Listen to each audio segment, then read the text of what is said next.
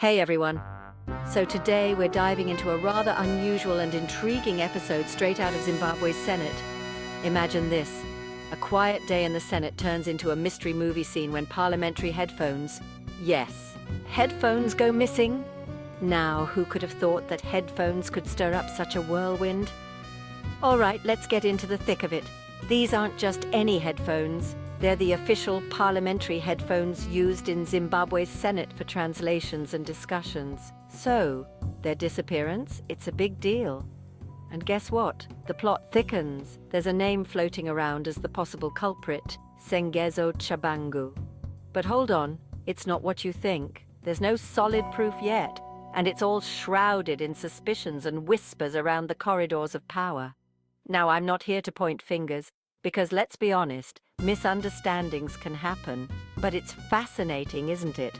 A single act of misplacement or theft, however you want to look at it, highlights the unexpected dramas that unfold in political arenas. It's not just about policies and governance, sometimes it's about headphones.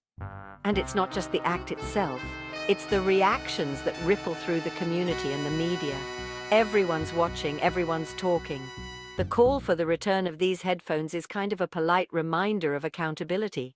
It says, hey, we all make mistakes, but let's fix this and move on. It's a small act that restores trust and order in an institution where every little bit of integrity counts.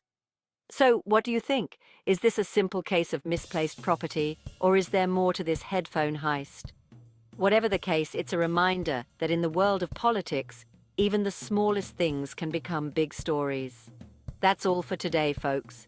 Don't forget to hit like, subscribe, and ring that bell for more stories that peek behind the curtain of global politics. And hey, share your thoughts in the comments below.